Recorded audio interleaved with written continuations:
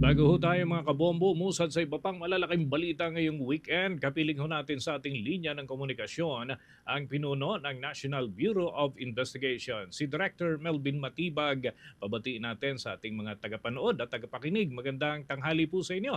Si Bombo Dennis Hamito po ito. At together with me, si Bombo Jaira Hangayo. Welcome to the program, Director. Magandang tanghali po, Sir Dennis and Sir Ma'am Jaira, at sa inyo po mga tumatangkilik na nakikinig at nagnonood. Isang magandang tanghali po. Salamat po. Salamat din po sa pagkakataon makadaupang palad kayo sa Himpapawid. Ano po itong nabistong kaso ng umano'y honey trap? Sapagkat sa iba, bago po ito sa pandinig at sabi, human trafficking plot daw ito.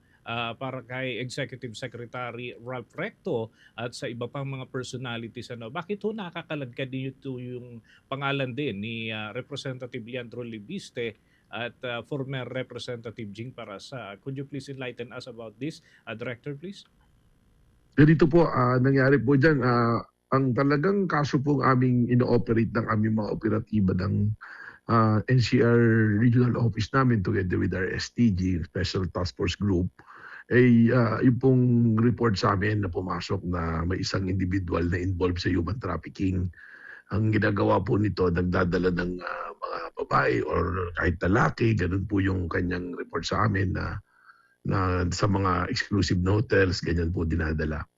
So nung nahuli po ito, na-entrap dahil dinala na sa opisina ng NCR, parang natakot itong personalidad na ito na namin pong nahuli. Nagtanong siya, nagsalita bigla na bakit ba ako hinuli? Wala naman akong ginagawa, ganun yung sinasabi niya. Hindi naman to human trafficking, pero nakunan po lahat ito ng video, naka-body worn cameras po yung mga aperitiba natin eh. Nung pagtanggap ng pera, doon po siya hinuli.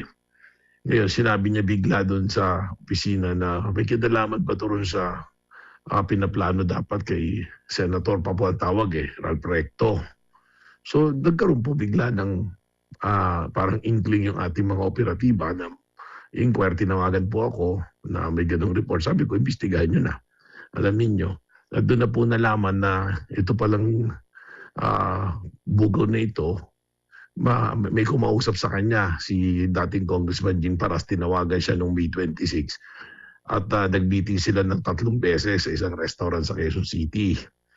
At ang balak po palang gawin ay character assassination kay ES Ralph Recto.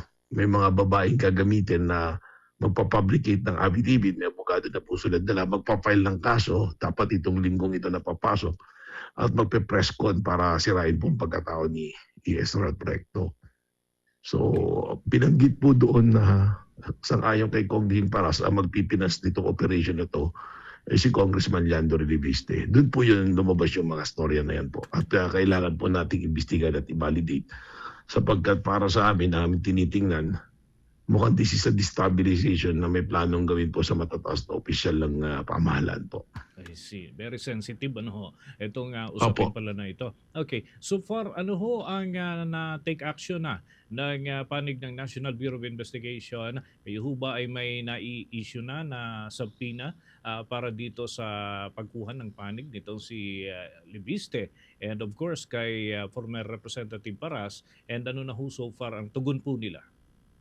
Nagawa na po yung subpoena nitong kahapon, pero ang service po nito dahil Sabado at Linggo na ay sa Lunes na po, pero sila ipapatawag po sa Huwebes para sila po ay magbigay ng kanilang pahayag at kaliwanagan dito. So inaasahan po namin na sana dumalo sila dahil kung gawa-gawa po yung kwento na ito, ipapapanagutin din po natin itong nahuli natin ito, dagdag na kaso po sa kanya. Pero kung may katotohanan naman po dapat magkaroon po ng linaw itong direction po na ito. At saka mahirap naman po, nakikita ko nagdi-deny sila sa Facebook sa social media po.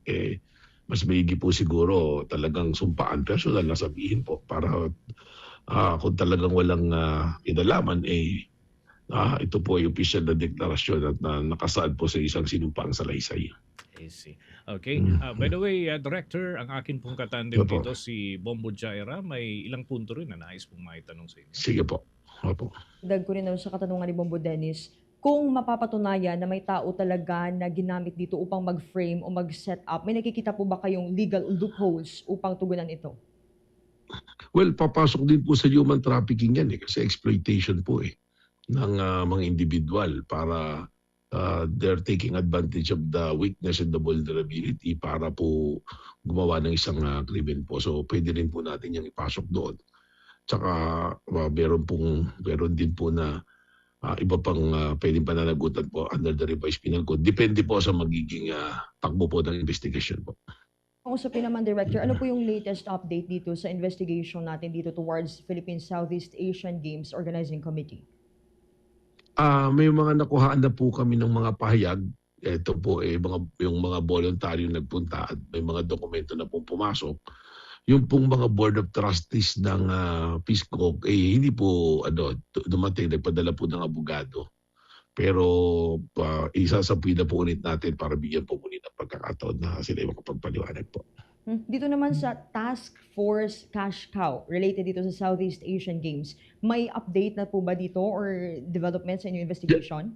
Yan din po yun. Ayan din po yung Task Force Cash Cow na yan. Yung po yung meron na tayong mga dokumentong pumasok. May mga individual na po na nagbigay ng kanilang malayang pahayag na sinumpang salaysay.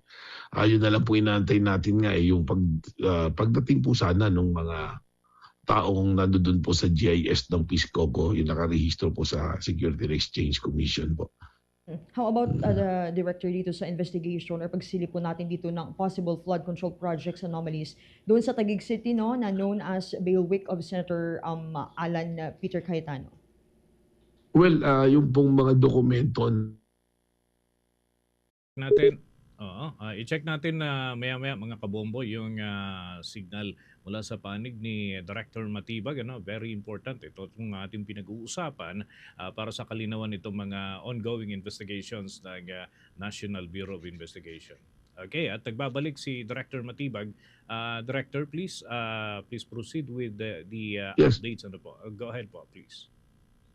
yung tungkol po sa huling katanungan yung sa flood control sa Taguig, sabi ko nga po, yung mga dokumento at ebidensya pong ipinasok ni Senator Ping Lacson, isa rin pong aming mga tinitingnan dokumento. Ngayon, kung meron pong mga dagdagang pang dokumento at testimonya, amin din po itong ipakikipag-ugnayan po sa Office of the Ombudsman po. From my end, Director, no, if you mind sharing sa amin, no, sa ating listeners and viewers, kumusta po yung nabisto at nakumpiskang halos 13 million pesos na halaga ng cosmetic and skincare products sa Tondo, Maynila? Yun po yata yung operation kahapon. Wala pa po sa akin yung complete report yan po at they will be subjected to inquest proceedings. Meron pong successful na 7 operations ang special action unit po namin kare-report lang nga po sa akin kanina na yung po yan sa Binondo. May mga ilang na nagtitinda ng mga beauty products, saka cosmetic, saka po para mga gamot. Wala pa po sa akin yung kompletong spot report po. Thank you, Director. Bambo Danis? Okay, Apo. napakadelikado dahil ginagamit ito ng atin po mga kababayan. By the way, Director, maiba lamang ho Opo. ako, samantalayin po namin yung pagkakataon. Until now, hindi pa ho natin namamataan itong si Senator Ronald Bato de la Rosa. Any update on that, please, Director? Ongoing po yung surveillance namin. In fact, meron po kaming ilang lugar na patuloy po naming binabantayan ngayon. Hindi ko lang po talaga pwedeng i-detalyan at baka po makompromise yung operations pati po yung aming mga informants at agents on the grounds po. Opo. Okay, Director, maraming Opo. salamat po sa pagkakataon kayo'y aming nakausap sa tanghaling ito.